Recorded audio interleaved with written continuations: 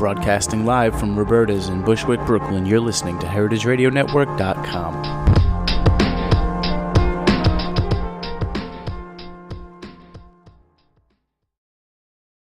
We talk about food, we talk about music, with musical dudes, finger on the pulse, snacky tunes.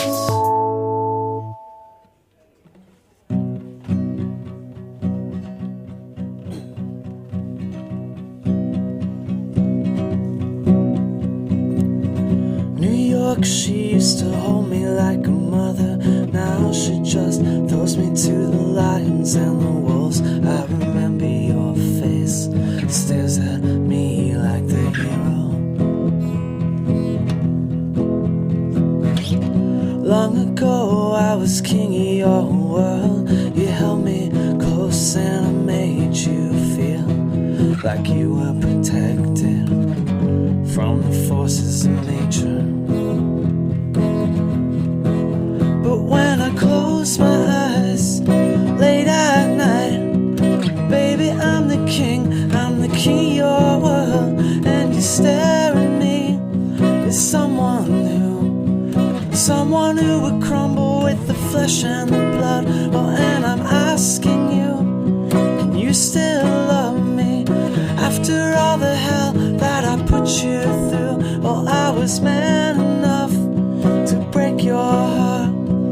Baby, I'm the king, and they're never gonna take me alive.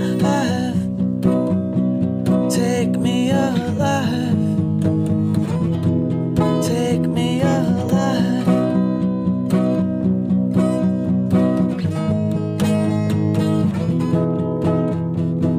Damned in the country, damned in the city, damned will be the work of your hands. The work of my hands was the worth of my world, the worst of my life. And once upon a time I was king of your world. You held me close and I made you feel like you were protected from the forces of nature. But when I close my eyes late at night, baby, I'm the king of your world. And you stare at me as someone who would crumble with the flesh and the blood. Oh, and I'm asking you, can you still love me after all the hell that I put you through? Oh, I was man enough to break your heart. Baby, I'm the king, and they're never gonna take me alive. Take me alive. Take me alive.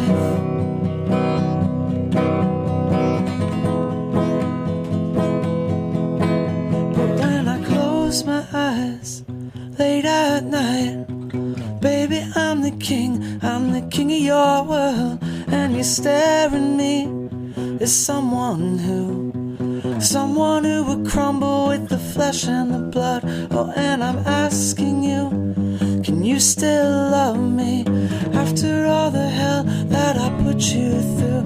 Oh, I was man enough to break your heart. Baby, I'm the king, and they're never gonna take me alive.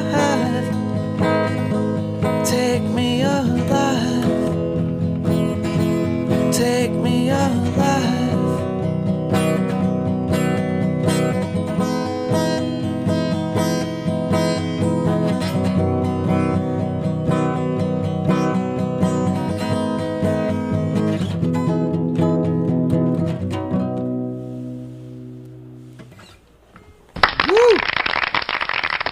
Wow, I love that applause sound. That is like the thinnest applause sound, Jack. Yeah, that was the wrong one, sorry. Yeah. Well, there are only It's more like bus, this. So, and I'm not applauding. Oh, yeah. There we go. There you go. Everyone in the restaurant. Welcome to Snacky Tunes. I'm one half your host, Darin Bresnitz, a.k.a. Terry Diabolic, sipping on coffee, eating pizza, being serenaded by the great Ramesh. Is Ramesh like Madonna? Yeah, it is now, yeah. Love it. You may recognize that sweet, sweet voice and insightful lyrics from his previous band, Voxtrot. And now you're doing the solo thing. Yeah, well, luckily I have a name that can work solo. Not all of them. Well, here, not in India. In India, I'd be screwed, but yeah. I think also... Is like John? Not like John, maybe like Peter. No, I don't know. Okay. Something like that. I think, but also you've been DJing and doing a lot of solo stuff on your own for a while that people know who you are. I hope so. I know who you are. Yeah, that's good. We've been buddies for a while. Well, at least 4 people know who I am. So. Yeah. Greg, how you doing over there? I'm good. It's good to see you. It's good to be, I feel like I haven't seen you in a while. Now you've been back in New York off and on for a maybe month? 5 weeks? Yeah, 5 or actually almost 6 weeks, but I left to Philadelphia for a bit and then... I love that when I randomly texted you on Saturday night, you were just in the other room at the same party. That was a weird moment of psychic synchronicity, wasn't it? I was like, I wonder what Ramesh is up to. He's like, I'm at the Woolly. I was like, hey, buddy. So how are things going? So tell us about the new project. What are you working on? I've almost finished the entire album, basically, but being indecisive like I am, I keep kind of making and remaking things. But I've got about 10 songs that are completed, and then 5 of which came out as an EP sort of secretly the other night. I just want... Please to explain. I don't know. I mean, it's weird in the age of internet advertising. It's the ultimate way to really publicize yourself for free, but I was just so last minute getting everything finished that I'm releasing it to the Other Music web store, and I just posted it the other night, and I've sort of put the link in a few places, but haven't really... Does that conflict with the Other Music release? What do you mean? Wait, sorry, I thought you meant Other Music as in like the record store. I do. Oh, okay. Yeah, I did it. They have a web store. Right, okay. So I just... You just upload it? Oh, you upload it? Oh, I gotcha. Yeah, it's there right now, actually. Do people know about it? I don't think so, not yet. Well, then this is another Snacky Tunes debut. This is the release. I guess maybe even tonight is kind of a release show, but I wasn't thinking of it that way, but you're right, it is.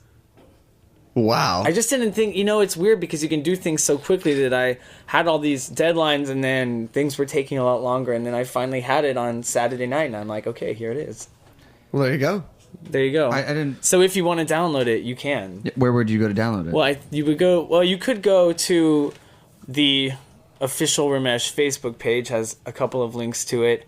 It's also on my linked from the Twitter account. And then if you go to the Other Music store, I think if you search Ramesh, it probably will be the only thing that comes up, unless there is the... I don't know. They have a giant, Indian trans Goa. Keep going. This is good stuff. That's all I got. Yeah, what else comes in that genre? So I don't know. So I want to ask, because we haven't talked about it. Voxrock ended, and then I saw you again when you did a couple shows and a final tour. But what have you been up to like the last year? 2 years? It's only been a year. Well, I mean, Voxtron ended on my birthday, so June 26th last year. And then I started recording... Happy birthday? Happy birthday, I know. Well, it was kind of... Yeah, emotional, but sort of, let's say, bittersweet. But actually starting the week after that, I started recording the solo stuff. So I've been pretty much working on it solidly for a year. I mean, and, I know you started off as a teacher back in the day. Did you go back to teaching, or just odd jobs? Or No, I've been working in a restaurant. What's the position? I guess officially it would be maitre d', right? I don't know. I haven't been to your restaurant. That's a really good point. Yeah. In my head, I was self-checking with myself. I mean, Austin, it's casual. You don't really have things like that, but I mean, it's a nice restaurant. I mean, I was a host at Red Robin back in the day. I would never. You were a host? I started as a host, worked my way up to busboy. That's right. Isn't that working your way down? I think that's backwards, right? Well, more money. Yeah, less prestige. Yeah, they didn't quite see me at the front door when they walked in. I was just putting like greasy baskets into a black plastic tub. I used to be a busboy also, and actually I think I did technically make more money, which is really depressing. Yeah, I mean, but it's just I don't know. It's a hard job to have, busboy. There's literally clearing people's plates. There's literally no glory in it. No, not. I don't think there's like any. There's glory in a day of work, a good day of work. Okay, yes, but yeah, the Do or Dine guys are saying, what's the glory in being a busboy? Extreme carries, dude. Like, you get like a stack of plates like as tall as yourself, and you like deliver them successfully. All right, bragging rights. Yeah. To other busboys. Yeah. Okay, but other than that, I bet you there are busboy competitions, like best in which what happens? Extreme carries, cleaning, delivering of whatnot. Oh man, barista competitions. Yeah. Oh, that's I'm true. going to the web on this one. But the busboy one, you'd have to make a mess and then be like, clean it up. If there aren't, we're gonna start one. There Yeah. we go. I mean, okay. So for Voxtrot, you were writing for 5 guys. Just so you know, there isn't one. So Okay. Do or Dime Busboy competition 2012 coming up. Yeah. So back to Voxtrot. Back to not Ramesh. that. I want to talk about the songwriting process because it's, how has it evolved from, the previous projects to what you're writing to what you're writing now? Well, I guess, it's still, even with Voxtrot, it was that I would come to them with the song like what is happening here, sort of, and then we would build it together. Now I still am collaborating with people, so that still happens, but I guess it's like more of a dictatorship and less democratic. I like to say benevolent monarchy. Yeah, that's really nice, actually. Have you found though that because I found that a lot of times, especially in groups like that, there is some sort of good output that comes from creative tension and different ideas. Do you miss that a little bit, or do you find that you're just happy just to do exactly what you want to do? Well, I still get it sometimes. That's the thing. And then they're banished. Depending on who they're banished. Yeah, depending on who I'm working with, and it still happens. I haven't.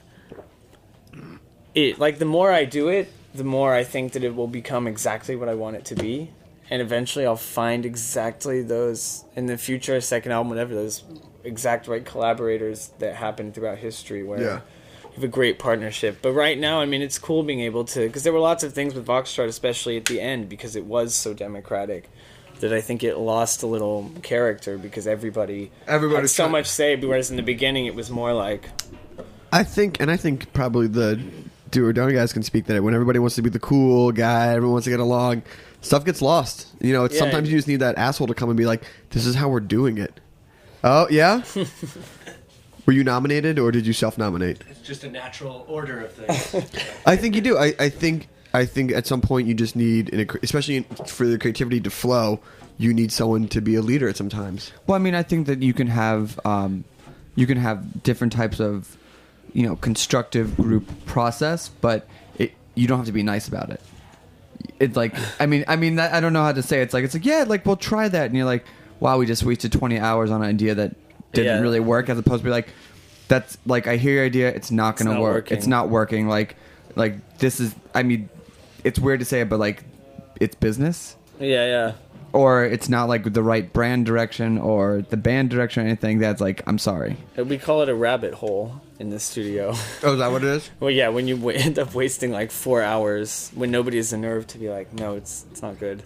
It's so weird because you always think you're going to be that guy who's like, I'm just going to go in there and get it done. And then and then you're like, oh, I don't know. Yeah. But now it's just you. So when you do the recording, how much of it is you recording and verse? Do you bring the people who play live with you in, or do you record a lot of stuff yourself? Actually, I hired a lot of people to play on the album. Weirdly, almost none of them are actually a couple of them are the people that actually play in the live band. But some of it was some of the guys from Voxtrot, but not really that much. Yeah, but I do play more than I did on Voxtrot. I pretty much only played guitar or whatever the thing is that I played live on stage. That sweet, sweet vocal pipe. That's sweet. I'm still playing that. Yeah. All right, well, let's hear it.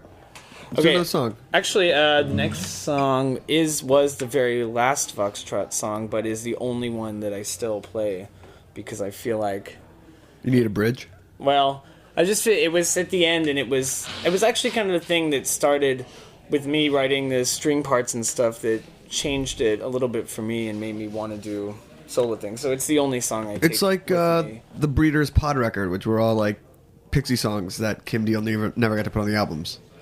Yeah, maybe. All right, fine. Yeah, whatever. Whatever. I know music, whatever.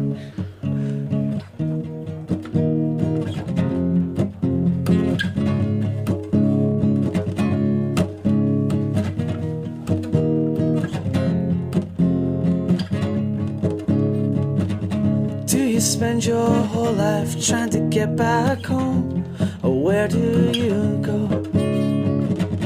Kino eyes unfold you in a coat of chrome, the feelings show.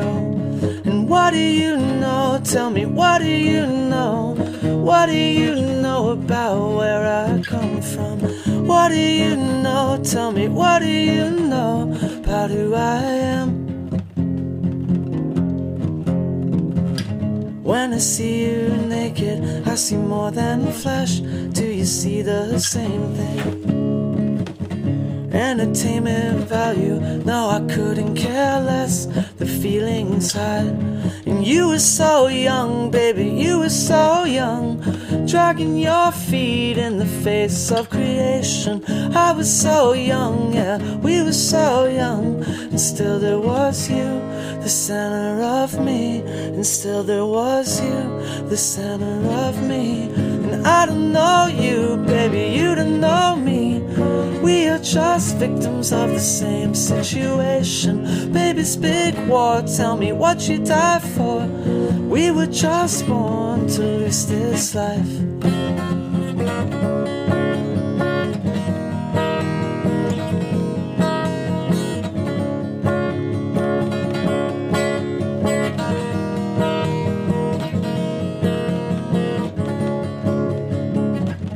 Could we please get married? Do this just for us, the way we would do. It doesn't make much sense, but maybe nothing does. It never will. And these gears keep turning, these lives keep burning, and love keeps changing around you. Stuck in one place and painting your face the color of milk, the color of sky, the colors of you. The colors don't lie. And I don't know you, baby, you don't know me. We are just victims of the same situation. Baby's big war, tell me what you die for. Urges grow cold, but the feeling stays.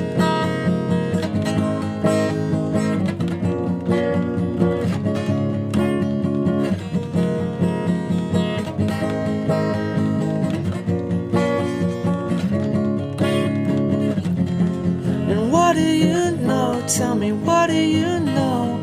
You don't know me, don't you question my love? And what do you know? Tell me, what do you know? You don't know me, don't you question my love?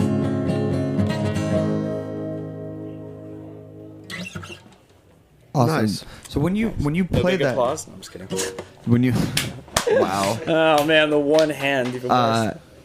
When you play that, do you think like this is a Foxtrot song? Or you think this is a Ramesh song? I don't know. I guess probably I don't know. To me, they're indistinguishable, Right. sort of. I mean, are the themes generally the same? Are you singing about the same thing, or is it just changed because you've gotten older and Yeah, perception? I mean, yeah, that's what I think. I think like that song to me is more like in keeping with what I'm doing now and want to do.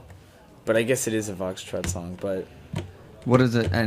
But the what- problem is that, I mean, it's like at the end, I mean, we'd already lost one member, not like death, but I mean, Jared quit. So I don't know. It was a lot of me in the studio kind of trying out the things that I wanted to try. But sorry, what were you asking? No, I'm just saying like where the how the evolution has gone from like. Do you still see it as a Foxtrot song, as a Ramesh song, or is like you would have probably written a song like that with the themes just because it's you and you're doing this main songwriting about the main songwriting? I think C. Okay. I think C is the correct answer. I don't know. I mean, right now there's so little time in between the two things that connection is still going to be there. That's true. So we've had other bands in here that have like gone through second reincarnations or gone to the next project. Is there anything that you see about, thinking that you would do differently this time or approach things differently this way around? Man, so many things. I mean, I guess I would not take things for granted. Like, I wouldn't, although we worked really hard, Foxtrot, to get to a certain, but after a certain point, like, you get burnt out, and so you have a bad attitude, and you take stuff for granted, and you don't realize that it's really special to have a career in music. You forget that, basically, and you become resentful of it. But now that I'm like really passionate about it again and I'm happier again, I see that it was a really wonderful thing, and I wouldn't this time around, I won't lose that It's tough on the first time around to have that perspective. Yeah, I mean, you get really into a culture of deserving, just like that everything that comes to you is just something, well, which you do deserve it if you work really hard, but I don't know, you're just not really very thankful, I don't think. But this time around, I would try and see the joy in it always instead of the opposite. I mean, you're also really young. It's not like we're talking about. Yeah. You're like, in your late. Jeff Bridges and Crazy Heart. Yeah, exactly. Well, I mean, I cannot wait to see you at that stage. Well, hopefully that won't be my life at that stage. Wait, you can't wait to see him like washed up alcoholic? No. Just like I am Texan. No, like yeah. Old Ramesh, like Okay. 75-year-old Ramesh. Well, hopefully that one is dignified and financially secure and well respected. I see you in a suit or some white chinos or something like that. I can see that. I already have white chinos. So, halfway there. So be- put him in the closet. So being Bring him out in 4 decades. up in New York, what do you like to eat when you get up here? Because you're really spending time between here and Austin. So, what do you when you're up here? What do you miss from home? To be honest, I don't really miss that. I know the correct answer for everybody from Austin is I'm supposed to say breakfast tacos There is no or correct answer. barbecue or something like that. But I never eat those things, so not that I'm against them. But here I have been. I'm trying to think where I've been that I thought was amazing. I've eaten at this restaurant, this Italian restaurant in the Lower East Side called Sauce that I thought was really good. Twice. I've been to... I don't remember. I went to Balthazar the other night. But I don't know where all the exciting new things are. I only know of these... Do or Dine, Bushwick. So Right that's there. actually Yeah, right there. You're sitting next to right that. You're next to sitting, me. and you're also sitting in the really exciting area of Roberta's. Well, maybe the problem... the place I'm staying is in Manhattan. Maybe everything exciting and new is actually in Brooklyn. Yeah, I don't know anything exciting That's new is happening. really- That's the case. But I like food, obviously. But I'm not I don't know that much about it, though. Like, I know when I think something is good, but I'm not really up to date, I guess. But this is my chance. It's like me and music, man. No problem. Okay. Just gotta know what you like. So I know that you need to get out of here because you got to go sound check. Yeah. So do you just want to give us like the nuts and bolts how people can find you and where they might be able to get tickets for the show tonight? Or buy your album. Or buy it on the other music website. Or you can go to... Is it on iTunes? No, because that... Well, whatever. It's boring and logistical. It takes forever to get something on iTunes. That's the only problem. Got it. But it is on the other music website, and you can't just download it unless you don't live in the United States, and then you're screwed. So, I mean, and by the way, if you're listening internationally, hey. sorry. Yeah. But you can stream it, and probably when people download it, within about 4 days, you'll be able to steal it really easily. So, I wouldn't worry about it. Gotcha. All right, so we're And going the show for tonight is... Is tonight at the Mercury Lounge. Doors are at 8:30. First band, also an Austin band. Who? Feathers. Well, actually, the singer, the front woman, was from here, and she was in a lot of dark, like, I think her last band was called Cruel Black Dove. Wow. Well, it's like, yeah. That sounds like a bad 90s band from a 90s movie. They're good. Well, I mean, I would say, I don't know. I don't know if I can say that it was goth because I'm so badly informed about goth. I guess food and goth, things I don't know anything about. But they're good. It's a bunch of, you probably know lots of the girls in the band, actually. Who's in there? Alex Gehring, Ringo Death Star. You know her? No. Okay. Let's not do this on. Let's not do Let's this. on the air. This could go really. You're like, no, I don't know Let's any not of them. do the. So it's tonight, and what time do you go on? It's I go on at 10:30. They're at 9:30. We're at 10:30. Great. All right. gonna be awesome. I think we go to Punjabi across the street. Is that a restaurant? Yeah, it's like a cabbie haunt. It's my people. My Pretty much. Hante, right? So we're going to hear one more song from Ramesh, and then we're going to play a couple songs, and then we'll speaking to Do or Dine. Live, Snacky Tunes, Heritage Radio Network. What's the last Come name of on, the last put a song? little oomph into that. That is. Puke 'em in. Puke 'em in. I just puked it out. Puked it out? Puke. We learned from DJ Gina Turner that's the coming at you live on Snacky Tunes. It's called a puke voice. Yeah. That's really terrible. Yeah, it's awful. So what's the name of the last song? It's called Requiem. It's the last song on the EP, actually. Let's see if I can puke this out. Wouldn't really work with my vocal style. And you asked me would I live with that ghost in the house.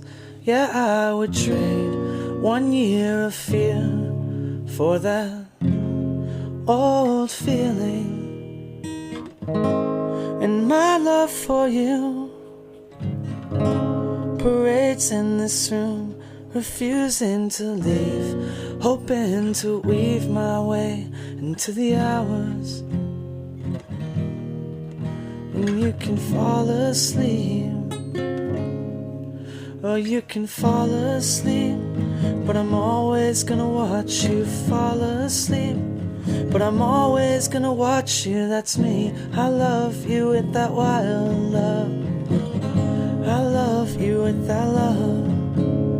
And the rainbow dances with Christ on the wall. The requiem breaks the devil who falls. And I'm free from the pulling force.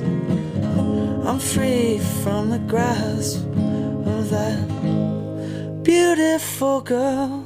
She was part of my world before I was changed from the voice into the living thing. And please let it be, you still see him in me.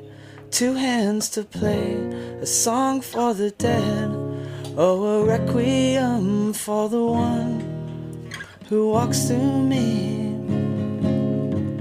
And you can walk through me like God and the angel who shelters back from the beast on the hill. And I'm running, I ran across the killing, I ran across the killing. Madonna loves me, Madonna holds me, Madonna dies, Madonna unfolds in me now. I can't believe in nothing, and I can't believe in nothing. And you stand before me in a big dream, asking all you. Stand in my bed, shaking your head.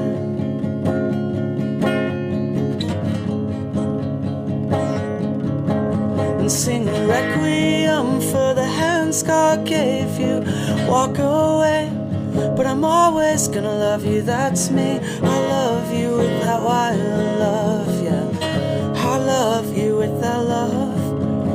A requiem for the boy who needs a requiem for the child who feeds from the breast. I can't believe in nothing, and I can't believe in nothing.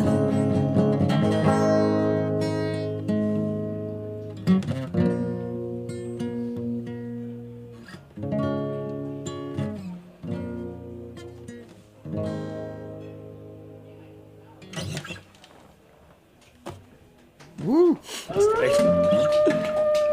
Thanks, guys. Thanks for having me. Really puked that out, man. Really puked that out, didn't I?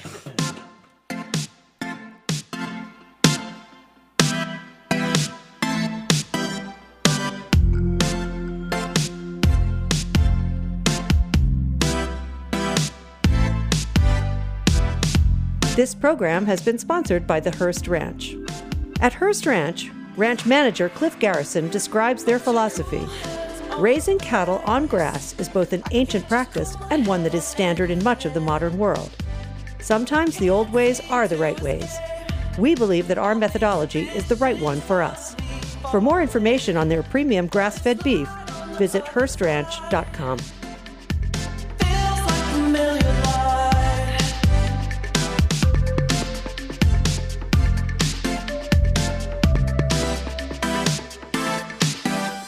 I'm out sometimes and I know you'll find me asking questions till I go crazy. But you know how to cool my head.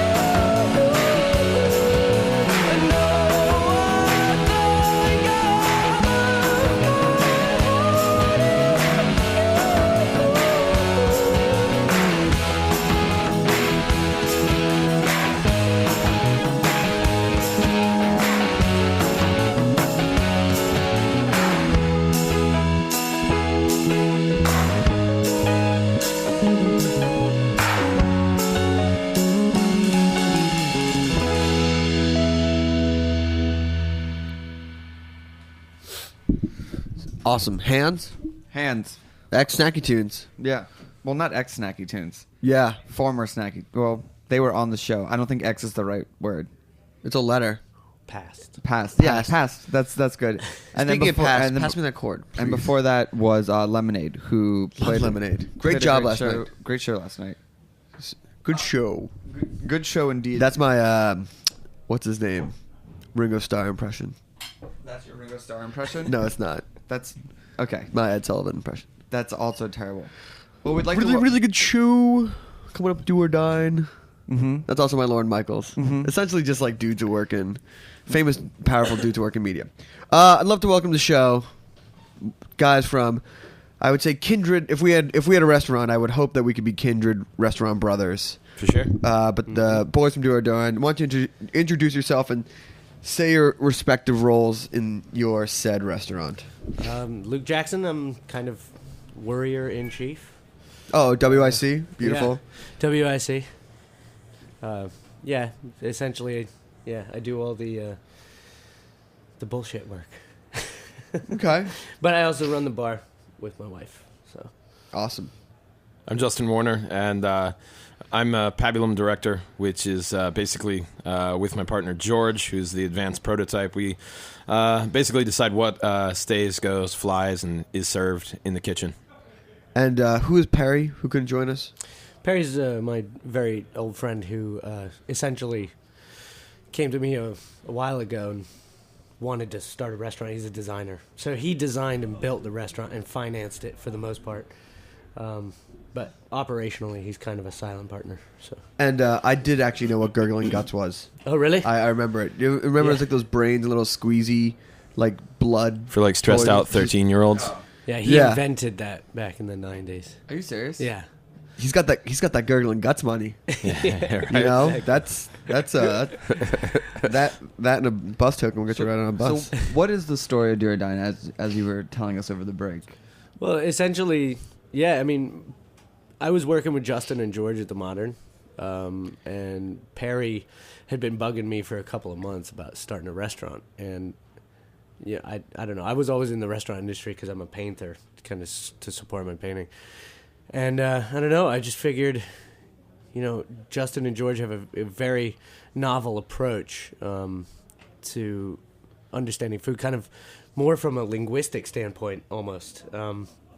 But it was very novel. And we basically, Justin was doing pancakes outside Perry's jewelry shop, kind of a la minute on the street for people. Wicked pancakes. Yeah, wicked pancakes. What were some of the variations of pancakes? Well, it spawned out of this thing. I did this show called 24-Hour Restaurant Battle, and so I made a basically like IHOP on drugs, and it was like, so we did like I did like everything with a compound butter and a weird jelly. So like we did just regular old pancakes, but with pumpkin butter and coffee jelly. Nice. So it was like that weird Starbucks drink, but all in one, you know. And so you're at like Perry's art opening. You have a couple of things of wine, and then there's a guy outside making pancakes that taste like that Starbucks thing. Ready to rock. I remember one was sweet pea pancakes with kumquat jelly and curry butter. Yeah, that was the good. bomb. That was very good. Wow. It was basically like if you take like the flavors like of samosa, and then instead of what do you call this? That tamarind juice, Yeah. you know? Instead of the tamarind juice, it just went the kumquat route. Wait, 24-Hour Restaurant, that was like they tried to make like restaurant challenge from Top Chef into an actual TV show? Yeah, Right. yeah. And I got to like fight with my partner at the time. Yeah. You got paid to fight? No, but I mean that was just kind of how it happened, you know? Got it. Those shows are geared to prod people. Yeah, I mean, if you're that close to somebody and you're working together and you're up for more than in their face for like more than 12 hours, it's just bound to Yeah. fight. Mm-hmm. So then I guess what? After that, we kind of just got tired of getting drunk at Midtown Manhattan bars saying, I wish we had a restaurant. I wish we had a restaurant. Why don't we do this? And then finally, I guess we came here. To the four of Roberta's. us, to Roberta's, yeah. And we were like sitting there and we were having a good old time. And then like we see like Eric Repair sitting at the table next to us. And we're like, you know, damn it. If these guys are doing it and Eric Repair is here, then if they're doing it in Bushwick, we can do it in Bed-Stuy. Yeah. And we knew, like, I've lived in Bed-Stuy now for like 8 years, and Justin and George have been living there about 3.5, and we knew the neighborhood well enough that it was the exact right time to do it. Yeah. So then how did you find your space? Because it was the facade is really interesting. Yeah, the space was there. Honestly, like, we did it through Craigslist and through a realtor, even though it was rent by owner. We should have just gone through rent by the owner because the real estate guy screwed us. Out of 2 Gs, that would have been our air conditioning. Yeah. But yeah, so it was fated, you know, it was just there. And it was perfect because the son of the landlord lives on the top floor, and as a family, they own a restaurant. Oh. So are they sympathetic? Yeah, they're very sympathetic. Yeah. It's fantastic. That's great. You come in there and you're talking like, yeah, I'm going to do some foie gras stuff, be the first people to do, like, you know, duck in Bed-Stuy. And the guy's like, huh? You know? Versus like, I want to make a mustard factory. You know what I mean? Yeah. It was really great. And so how was the process from saying, we want to do this, we have the building, to when you first opened the doors? What was that like? And how long was it?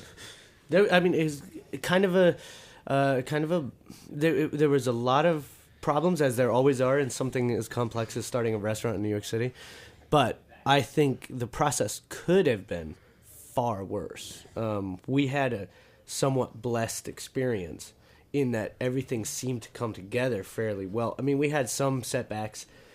For instance, we didn't get our liquor license even though we were set up to get it on the day that we opened. There was some last minute crap with our liquor license attorney. They didn't really do a fantastic job that way. So we lost our whole first summer with a liquor license.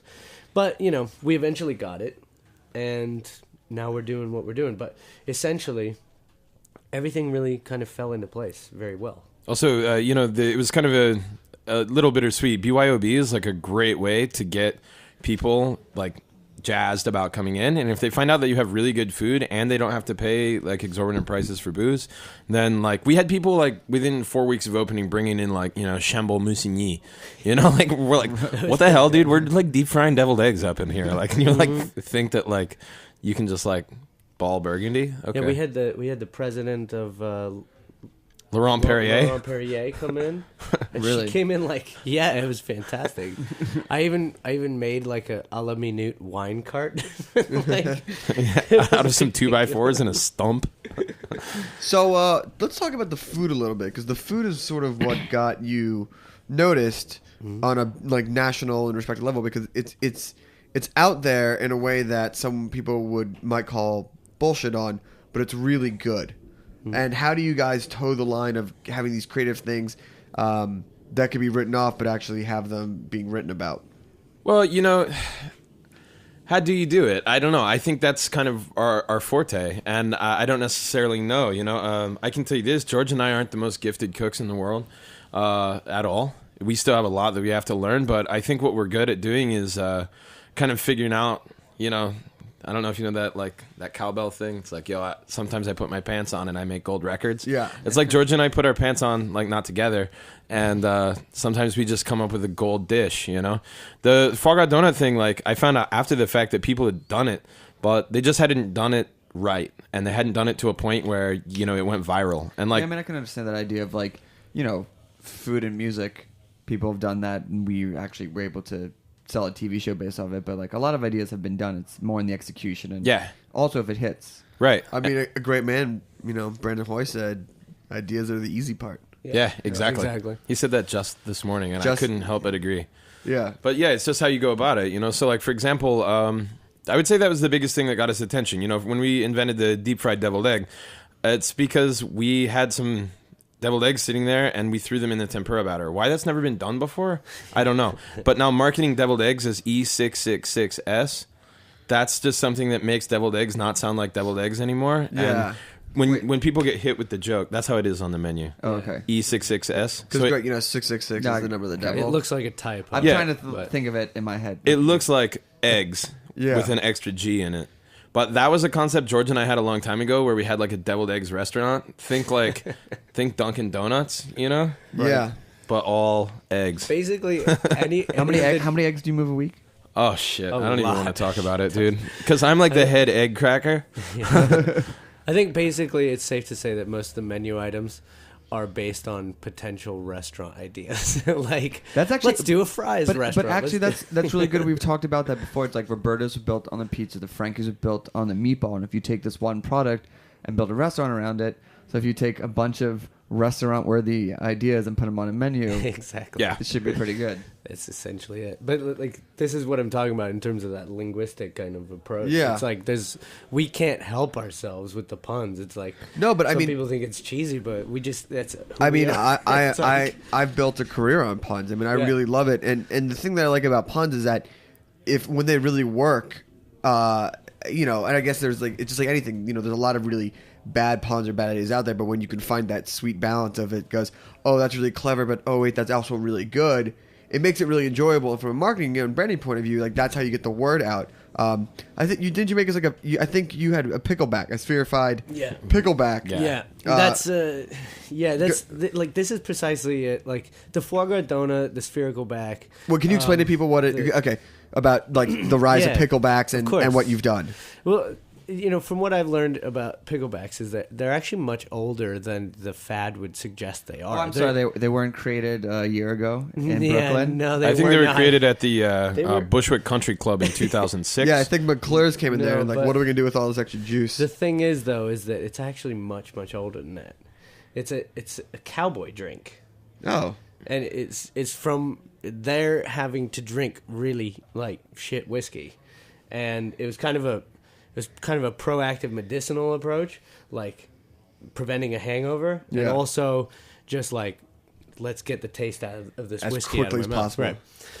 Right. So, anyways, yeah, they've resurfaced as a massive fad here now, and we just figure it's a fad that kind of needs to be taken down a notch. So we decided to take it down a notch by elevating it a notch or two, by combining it with molecular cuisine techniques. It's Reverse awesome. jellification. it's awesome. Well, because we were there with Matt and Kim, and I don't think, and I've had that type of presentation before, Right. And if you don't know about how it's totally liquid on the inside. Right. Not like gummy liquid, like it's straight up just liquid. Right. It's like no, put it in your like. Do not do like a half a bite thing. Or you're just gonna get it all down the front of yourself. Right. But to watch people do that, and it was fun to do a shot of whiskey and then pop a sphere of pickle juice in the mouth and For me, the best way I yeah, can arch those eyebrows. it's good. Yeah. It's surprisingly good. I'm wondering why you didn't bring any. Ah, shit. Oh, They well, travel shit. because they travel. They do They don't travel. travel well. I could put it in a. So I mean, Cork again, container. Dude, that just means we have to go out there. okay, that's fine. I'm not. I don't think I head that way. Sorry, I mainly react. Great. First off, it's his day off. Yeah, It was just an opportunity for him to say, "Well, now you got to come out here." yeah, that's true. I mean, they're young restaurateurs. They'll learn the tricks of the interview. So can we But- talk about which is probably one of like the biggest pivotal moments is when the New York Times wrote about you guys, which for me made me. First off, were the parents proud?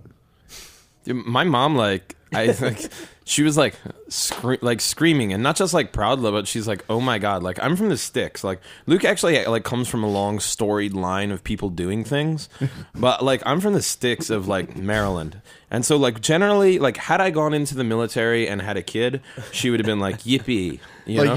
Hey, you did it. Yeah, right. So when it's these guys in the New York Times, she was just freaking flabbergasted, Yeah. We've always said that the way to really just confirm with your parents that you've made that decision is get your name in the Times in a good way, or the New Oh, yeah. Yorker. in a good way. yeah, Yeah. exactly. We had both. So how did that happen, and were you guys surprised? The PR stuff is really old Justin here. It's kind of, we owe it to Twitter, Facebook, and Justin's obsession with online social media. Well, And it's kind of amazing. It's not so much an obsession as just I found out that it was pretty cool. I have these little Twitter techniques. We don't have a ton of followers, but I just found that you can kind of infect people's lives with your mind. It's creeping in, when they show up on your Twitter feed. So I don't know, but one day I was just I twittered to what was it, Pete Wells, right? Mm-hmm. Before he was the NYT critic, I just tweeted at him "Yo, we open." Literally, that's it. And he's like, "What?" I was like, "Yeah, we're open." He's like, "If you thought that was the way to go about announcing to the Times that you're open, what would these $1,000 that are paid into PR firms do?" And I'm like, "Well, there's a restaurant in Brooklyn that's hiring." and so he's like, "All right, FloFab will be calling you in a couple." And then so that was how we announced our opening. Wow. Yeah, that was on our second day. Yeah, that was on our second day, and well, you guys were just the first people to. I'm sure people have tried that before, but you guys did it right. Yeah, well, I mean, when you have like scrappy kids, I just envision that we were scrappy kids. I'm really quite svelte, but he's like scrappy. We're kids. sitting across 2 6'4" just bronze gods here. They got 6-packs on 6-packs. Guns. That's how we roll in Bed-Stuy. Tell my wife. Yeah. When they envision these scrappy kids, you know, in Bed-Stuy, like, what? They're making a restaurant. It's called Do or Dine. You know, there's something where you're like, huh? You know? Yeah. No, I mean, I saw that and I immediately went, I can't believe someone named the restaurant like a pun.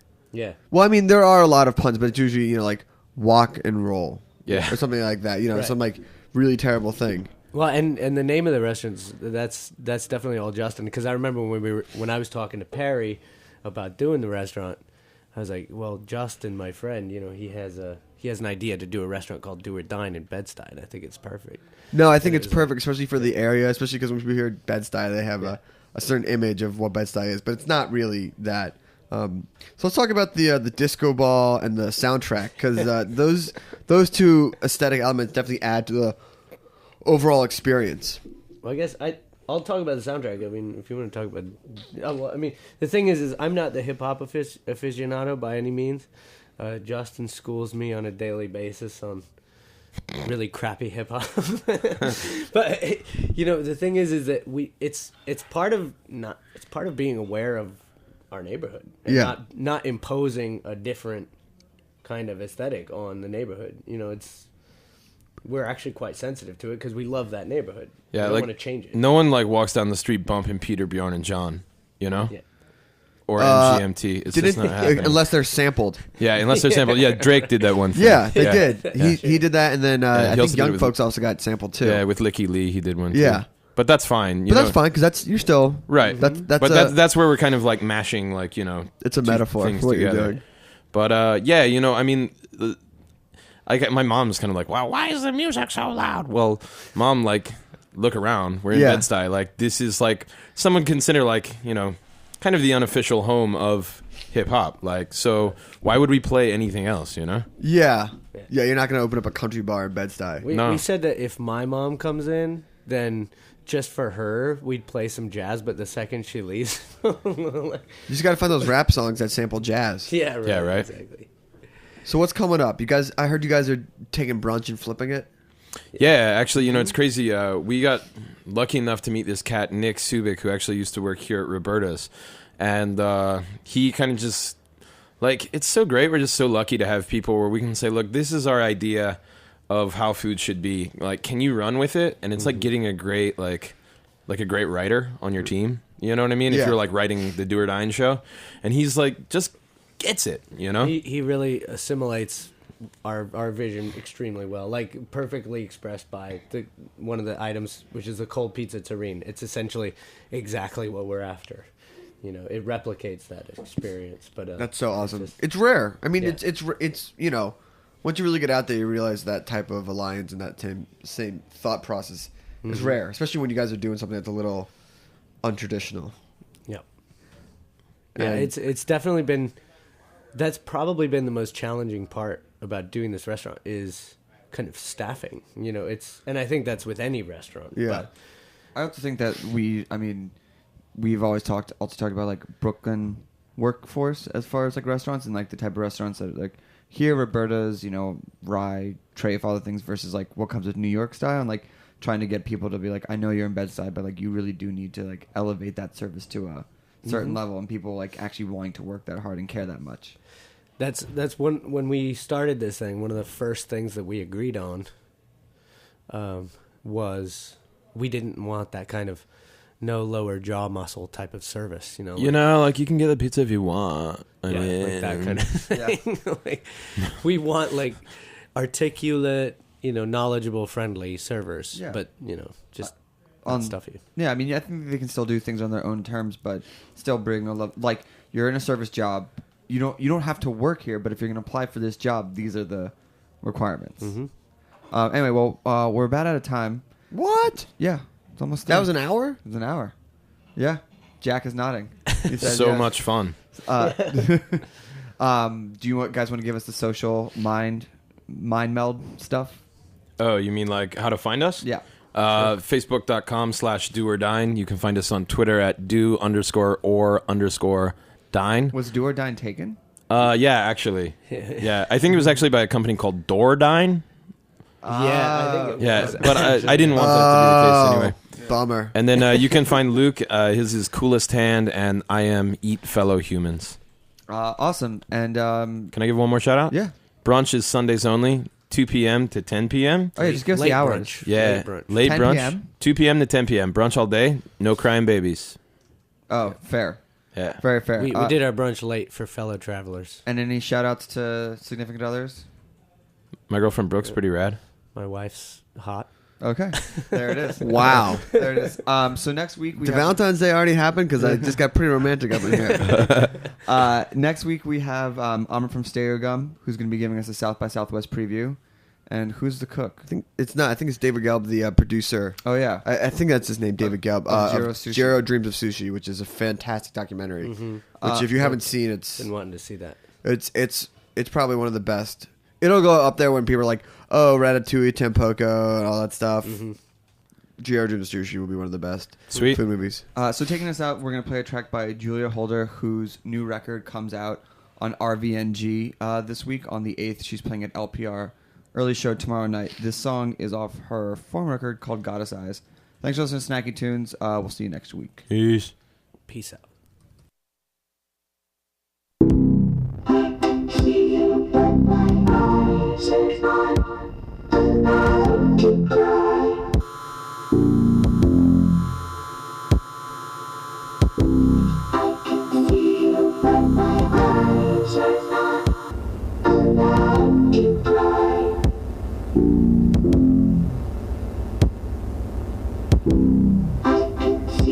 A plotting goddess driven and devout.